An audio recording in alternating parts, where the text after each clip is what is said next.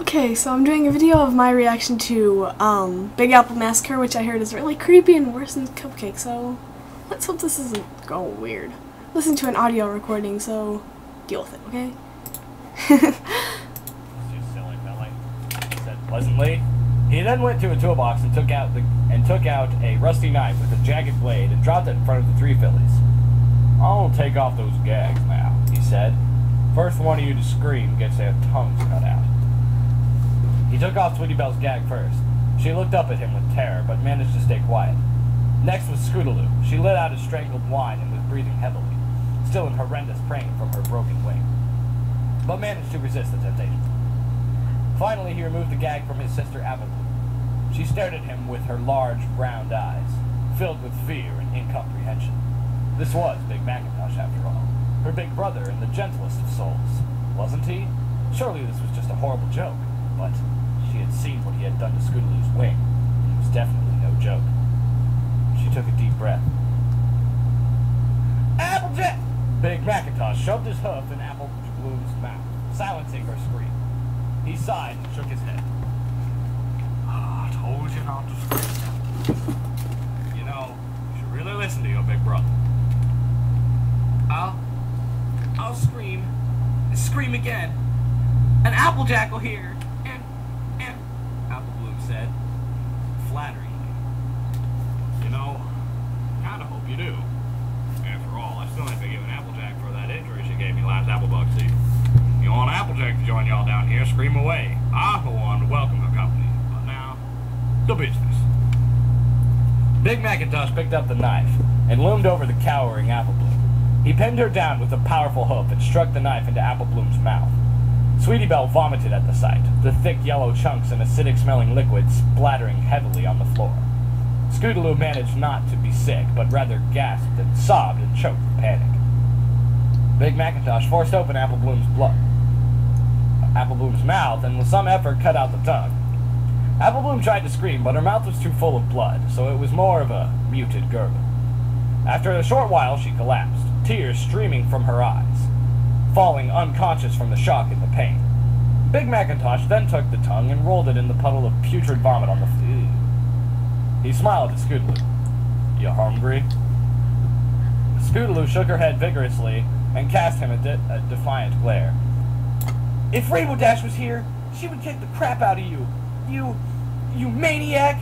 Big Macintosh shrugged. "Well, she ain't. And anyway, I won't be so sure about that. Rainbow Dash ain't as tough as she likes to make out." He shoved the vomit-covered tongue into Scoodaloo's mouth. Oh. Poor Scoodaloo. And used his hoof to clamp her mouth shut. "Don't you go trying to spit it out now," he said calmly with a little laugh as the filly struggled and squirmed. "Didn't your mother ever tell you how important it is to chew your food?" Scoodaloo closed her eyes and flapped her one good wing desperately, eventually swallowing Apple Bloom's tongue. Big Macintosh, still holding the writhing Scoodaloo down with his strong hooves, then mounted the orange filly and slid his penis into her tight virgin pussy. I did not see that coming. Raping her for several minutes while Sweetie Belle watched, trembling with revulsion. Apple Bloom was still out cold, blood pouring from her torn-up mouth. "Cutie Mark Crusaders rape victims," Big Macintosh said with tender mockery as he fucked Scoodaloo, followed by a gentle chuckle. "Guess y'all found your purpose in life now. Your special talent is getting raped. Hee hee. Up." Eventually, he withdrew from Scoodaloo and gripped her head tight and repeatedly punched her hard with a hoof in the face, causing her nose to shatter and squirt with blood. He scooped up some of the blood and some of Sweetie Belle's vomit with his tongue and held it in his mouth so that it mixed with his saliva, and then brought his mouth close to Scoodaloo's and spat the rank mixture into her mouth. He clamped his hoof over her mouth and held her nose until she gagged, and eventually had no choice but to swallow. As Scoodaloo retched and spat and cried, he turned to Sweetie Belle. He grabbed her easily, as she was too shocked and traumatized to respond. And with apparent amusement, he rammed her horn up Scoodaloo's ass. The horn was too big and hard, so the skin around Scoodaloo's ass ripped and blood and fecal matter first trickled and then poured profusely down on the Sweetie Belle's face, as well as urine as Scoodaloo pissed herself. Keep doing that, Sweetie Belle, he said. The unicorn carried on pushing her horn up Scoodaloo's anus, slowly but surely. Her normally well-groomed pink and purple mane was now stained a reddish brown, glistening with the wetness of piss and blood. If you stop, I'll come over there and get creative. I may seem a bit dense, but I'm actually quite a creative stallion, you know. Big Macintosh said with a wink. Yup. He went to Apple Bloom and penetrated his little sister's unconscious body with his hard cock. While he violated her, he got another knife, this one sharp and shiny, and sliced open her flank, causing her glistening intestines to flop out wetly onto the floor. He glanced over, and was pleased to see that Sweetie Belle was still using her horn to anally penetrate Scoodaloo, and her face was now completely covered in blood and feces and urine. He turned his attention back to Apple Bloom, scooped up her crimson entrails. Crimson? Nice. Scooped up her crimson entrails and wrapped them around her neck, still fucking the filly. And with his front hooves, he pulled and pulled and pulled until it was wrapped so tightly around Apple Bloom's neck that it broke her windpipe. She was now surely dead, but Big Macintosh continued fucking her furiously until her body began to lose form and collapse into a quivering, amorphous mass of fur and blood and flesh. The perineum had fallen away, leaving a single red and raw gaping void. He carried on until he was fucking nothing but a single swollen and bloody orifice. Oh. And then discarded his baby sister's carcass as though she were nothing more than a rotten apple core.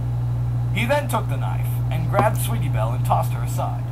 He forced himself into Scoodaloo's ruined anus and then took the knife and cut from her ass in a sweeping motion up to her belly, and all her innards fell out.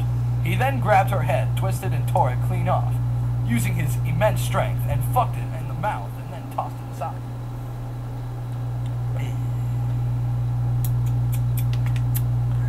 Interesting. He then had sex with her headless body, both in the vagina and the ass, until he got bored. Well, Sweetie Belle hasn't been damaged in any way yet, besides, you know, getting covered. But she hasn't been, like, cut or anything. Sweetie Belle was the last remaining cutie mug crusader. She was herself barely conscious, overcome with the nauseous stench of blood, shit, and piss that covered her horn in the face. Big Macintosh pinned Sweetie Belle down with his hoof and plunged the knife into her green eye, and twisted, causing vitreous fluid to dribble out onto the handle. At that, Sweetie Belle let out a throaty whine and involuntarily emptied her bowels, and the aroma of fresh urine and feces filled the apple cellar once again. He withdrew the knife and did the same to the other eye, each time holding her tight and striking his hoof into her mouth to silence her agonized screams. He licked the vitreous fluid that had leaked onto the and then methodically began cutting and hacking at her front left hoof using the rusty knife. The knife was quite blunt, so it took the Herculean effort to get through the skin, bone, and cartilage, but eventually the bone splintered and the leg came off. He did the same to her other legs, until all four were amputated and nothing remained but bloody stumps, with slimy white ligament and broken bone shards hanging out. At some point, Sweetie Belle had passed out, the overwhelming pain too much for her to bear.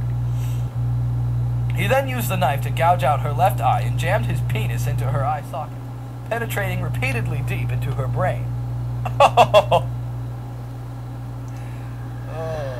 that's smooth. Enjoying how tight her skull felt around his hard shaft, and how warm and squishy the brain matter felt against the tip of his throbbing penis.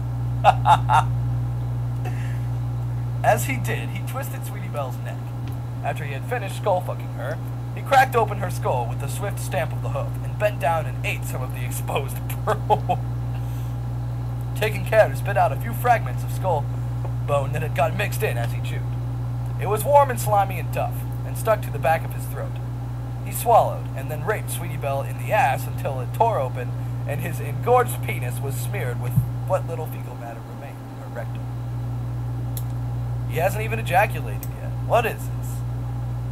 He took one of Sweetie Belle's detached legs and shoved it inside her ass, and then fucked Apple Bloom and Scoodaloo's bodies the same way, forcing the amputated limb in, hoof first, as far as it could go. He thought how strange it was that the still lumps of torn flesh that he was fucking with Sweetie Belle's leg had been so vibrant and alive such a short time ago. But now, all three were dead, and he finished by spurting his voluminous voluminous load into Apple Bloom's destroyed backside. There we go. He watched with satisfaction as the semen and blood and shit mixed together, forming a foamy maroon pool. Description. He bent down and greedily lapped up some of it with his tongue, pressing his tongue deep into her anal cavity, as to not miss any, letting some dribbling down his chin. It tasted foul, of course, a rancid, tangy slime that burned his throat, but it felt so satisfying. He swallowed the filthy goo and wiped his mouth with a hoof. It was done. Big Macintosh would finally get his peace and quiet. Big Macintosh, you down there? It was Applejack. He looked at the disfigured corpses of the three fillies, all now barely recognizable as the oh-so-sweet Cutie Mark Crusaders, and realized he felt strangely unsatisfied. It had all been a bit too quick and easy. Now Applejack, that would be a challenge. She was Ponyville's best athlete, after all. She even had the prize Pony of Ponyville trophy to prove it, and of course, he still hadn't forgiven her for that injury. He felt his penis stiffen once again in anticipation. Hey, Big Mac, I said, are you down there? Came Applejack's lilting voice again, this time more insistent. Big Macintosh replied serenely, I sure am, sis. Hey, come down here a minute. I got something to show you. Sure thing. What is it? It's a surprise. Oh boy, I sure do love surprises. Something real nice, I'll bet. Something real nice.